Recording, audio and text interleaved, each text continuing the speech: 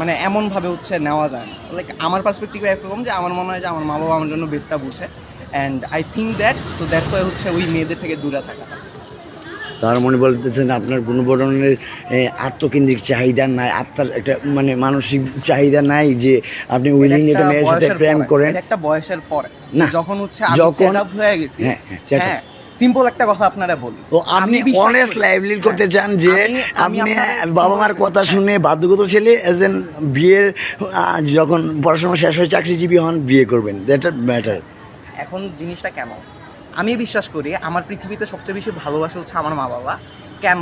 Because আমি যদি আমার ওয়াইফকে, আমি যদি আমার গার্লফ্রেন্ডকে 2 টাকার খাবার না খাওয়াই, সে আমার সাথে থাকবে না। বাট আমার মা বাবাকে আমি যদি কোনো কিছু না দিই আমাকে দিয়ে যাবে। হ্যাঁ, তো আমার মা বাবা আমাকে দিয়ে যাবে। দ্যাটস ওয়াই হচ্ছে মা বাবাকে সবচেয়ে বেশি ভালোবাসেন। মা বাবা হচ্ছে কোনো চাহিদা ছাড়াই ভালোবাসে। Thank you very very much যে এই কম বয়সে মা বাবাকে বোঝার জন্য। আপনি বয়স হলে আরও বুঝবেন আর মা বাবার প্রতি আরও টান হবে, কারণ মা বাবা হলো পৃথিবীর শ্রেষ্ঠ সম্পদ যে আপনাকে ক্রিয়েট করছে বলা চলে। হ্যাঁ, ক্রিয়েটরকে কি দেখে, সৃষ্টিকর্তাকে দেখা যায় না।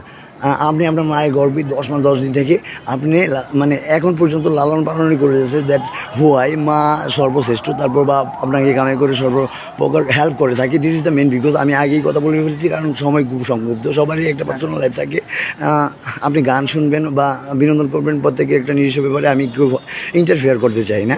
তো ব্যাপারটা হলো এইরকম, আরও সহজ করে দিই যে আপনি আপনার মা বাবাকে ভালোবাসার জন্য ধন্যবাদ, আর গার্লফ্রেন্ড থেকে দূরে থাকুন।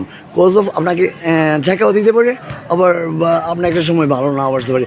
বিকজ অফ আপনার ম্যারিজ হলেও যদি আপনার ওয়াইফকে আপনি স্যাটিসফ্যাকশন না করতে পারেন, অথবা আপনি বড় লোক টাকা পয়সা না থাকে, আপনার ওয়াইফও আপনাকে ছেড়ে চলে যাবে। থ্যাংক ইউ ভেরি মাচ ভাইয়া। আপনার নাম যেন কি? আমার নাম Mahit. Mahit, thank you very much. MTV